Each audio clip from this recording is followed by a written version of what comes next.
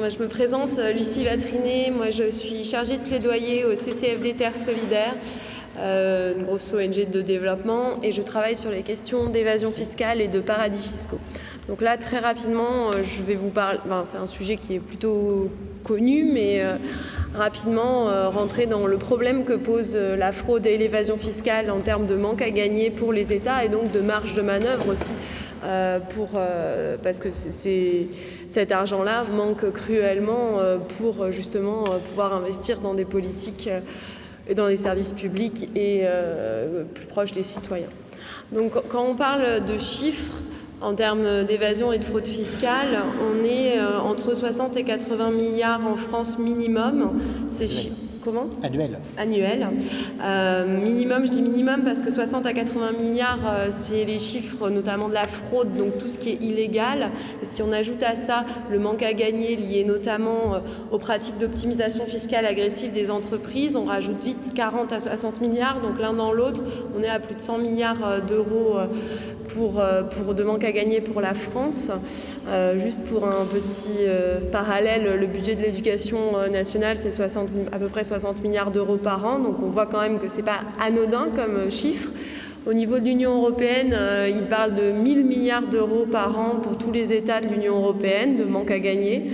Donc on est quand même face à des sommes qui sont énormes, qui paraissent de plus en plus absurdes quand on nous dit on n'a pas d'argent pour faire ceci, on n'a pas d'argent pour faire cela, et on demande notamment à nous, citoyens, de se serrer la ceinture en période d'austérité. Et c'est aussi ce qui explique que depuis plusieurs années, on parle quand même beaucoup de ces sujets-là. Il y a un vrai changement en termes il y a un vrai changement en termes de traitement médiatique et de traitement politique de ces questions parce que il y a eu la crise, parce qu'on a eu un enchaînement de scandales dernièrement. Rien qu'en l'espace de 2 ans, il y a eu le scandale du SwissLeaks, le scandale du LuxLeaks, le problème de McDo qui ne paye pas suffisamment ses impôts en France, les Panama Papers, et là tout récemment, en un mois, on a eu le scandale Apple qui a été condamné à payer 13 milliards d'euros à l'Irlande ayant refusé, mais je ne vais pas rentrer dans les détails. On a eu les Bahamas Leaks, et là on apprend qu'une compagnie française, donc Engie, est sous le coup d'une investigation par l'Union européenne pour des montages fiscaux réalisés au Luxembourg. Donc actualité brûlante s'il en est. Et moi je voulais juste prendre le temps de distinguer ce qui relève de la fraude et ce qui relève de ce que nous on appelle l'évasion fiscale, ce que d'autres appellent poliment l'optimisation fiscale agressive, parce qu'en fait c'est 2 types de problèmes qui apportent 2 types de réponses différentes. Fraude, c'est simple, en gros c'est vous fraudez et c'est illégal ce que vous faites. Si vous ouvrez un compte en Suisse et que vous ne déclarez pas au fisc français que vous avez ce compte en Suisse, vous êtes dans l'illégalité. C'est les pratiques qui sont au cœur du scandale HSBC, où il y avait eu beaucoup de comptes ouverts en Suisse sans qu'ils aient été déclarés. Et donc, face à ces problèmes, il y a du coup l'objectif est d'abord de faire appliquer les lois, puisque c'est illégal. Notamment quelque chose d'assez simple en termes de renforcement des moyens de l'administration fiscale, notamment, qui c'est assez curieux, mais est en baisse d'effectifs constante depuis plusieurs années. Et également un problème de renforcement de sanctions. Parce qu'aujourd'hui, sur les questions de fraude fiscale, je ne sais pas si vous êtes sans doute tous au courant, mais en France, par exemple, surtout en France, il y a le monopole de Bercy pour poursuivre les fraudeurs. Ça veut dire qu'en fait, tant que l'administration fiscale ne dit pas OK pour une poursuite judiciaire, il n'y a pas de poursuite judiciaire. Ce qui fait qu'en fait, il y a très peu de procès en France, très peu de condamnations lourdes, parce qu'on privilégie le rapatriement des fonds. Ça va plus vite si vous négociez avec le fraudeur et vous dites, on récupère l'argent plus une forme d'amende et puis on s'arrête là. Donc c'est aussi par souci d'efficacité, mais ça pose un vrai problème en termes de sentiment d'impunité en fait qui règne autour des fraudeurs. Donc je disais renforcement de moyens, renforcement des sanctions. Elles existent dans le droit français, elles sont simplement très peu appliquées.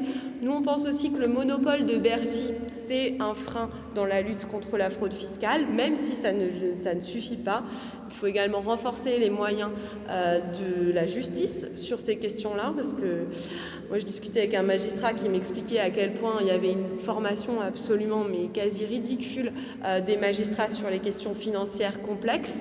Et donc, il y a vraiment un travail de fond à mener, non seulement mettre plus de moyens, mais également de formation pour les magistrats.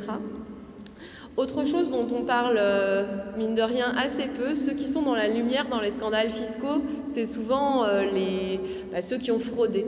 Et il y a un enjeu énorme à mieux réguler ce qu'on appelle les intermédiaires. Donc nous retrouvons les banques qui sont souvent à la manœuvre pour, dans les scandales en tout cas, pour orienter leurs clients vers telle ou telle juridiction plutôt favorable, à la législation plutôt favorable. Et là-dessus, c'est vraiment quelque chose non seulement à mieux réglementer, mais aussi ne pas hésiter à sanctionner les intermédiaires.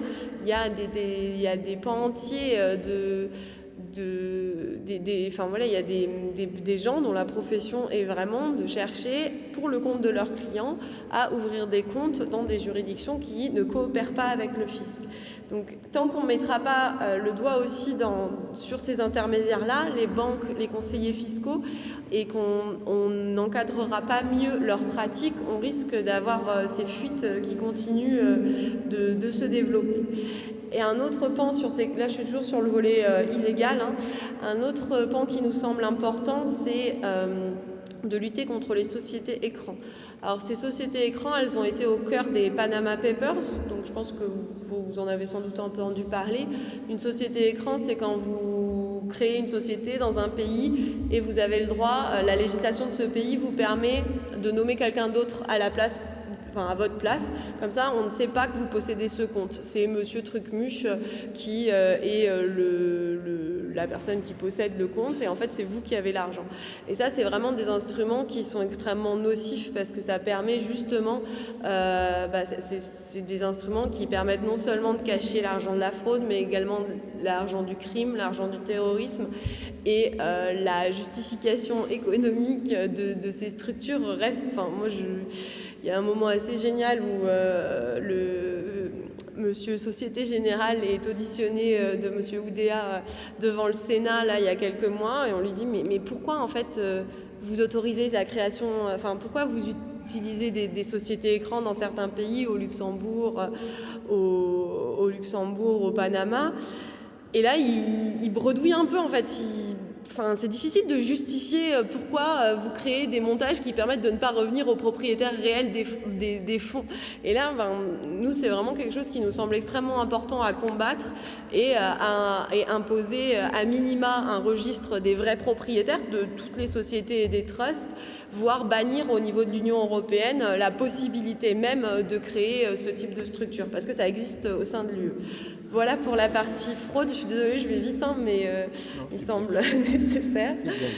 Donc ensuite, sur la question de l'évasion fiscale des grosses entreprises. Je vous le disais tout à l'heure, certains parlent d'optimisation fiscale. Nous, on trouve que ce terme est un peu trop positif. Optimisation, vous avez optimisme.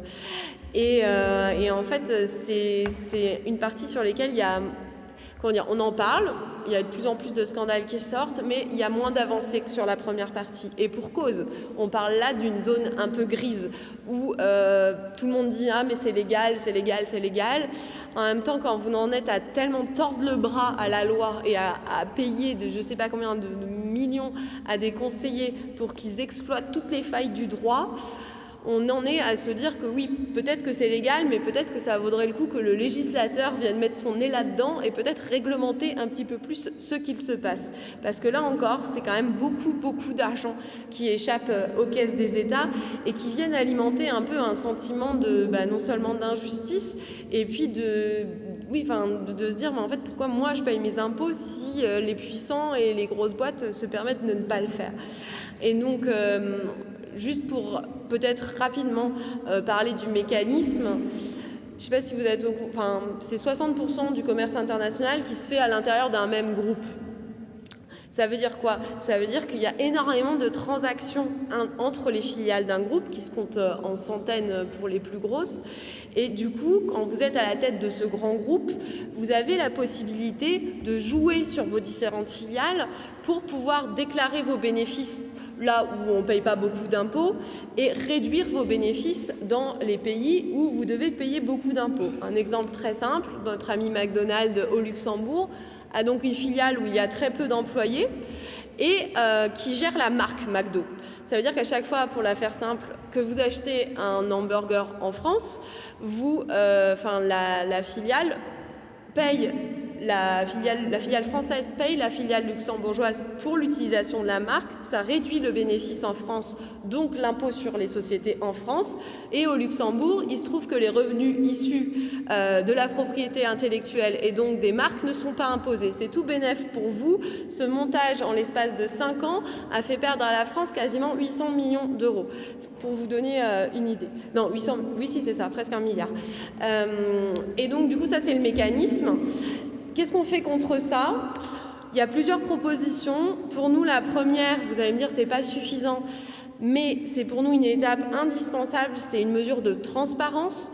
On n'en peut plus de devoir attendre que des lanceurs d'alerte ou des journalistes aient accès à des documents qui ne sont pas forcément publics et mettent ça sur le devant de la scène.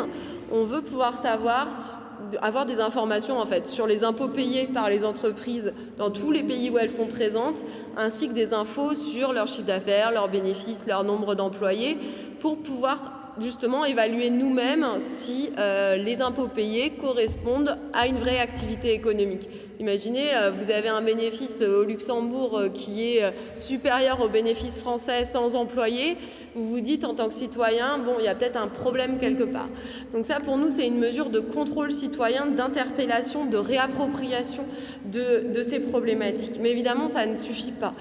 Et donc derrière, pour nous, il y a une vraie réflexion à amorcer sur le système fiscal qui aujourd'hui s'applique aux entreprises multinationales.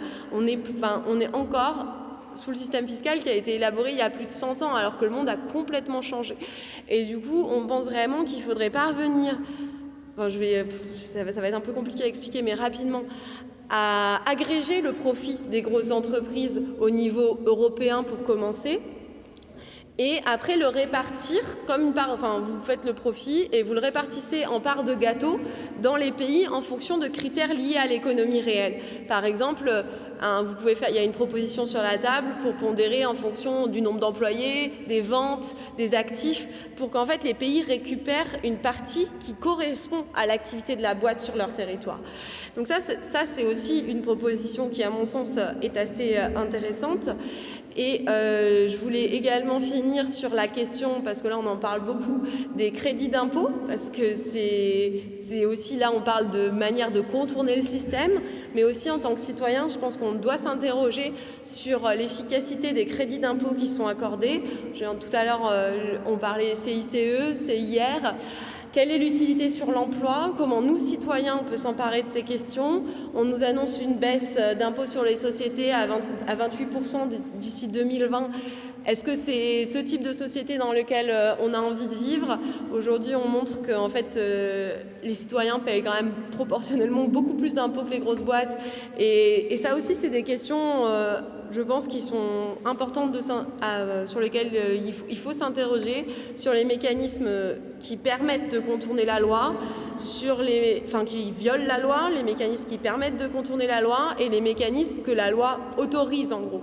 Et c'est une question fondamentale parce que tout à l'heure on parlait, l'impôt c'est une fonction de ressources pour les États, mais c'est aussi grâce à l'impôt qu'on peut encourager certains comportements et pas d'autres. Ça a une fonction de cohésion sociale extrêmement importante et une fonction de redistribution également importante. Voilà, je vais m'arrêter là, je crois que j'ai fait un tout petit peu plus de 10 minutes, mais sur ce pan assez nécessaire si on veut récupérer la main sur les politiques des États et comment avancer vers une société plus juste et plus redistributive. Merci beaucoup.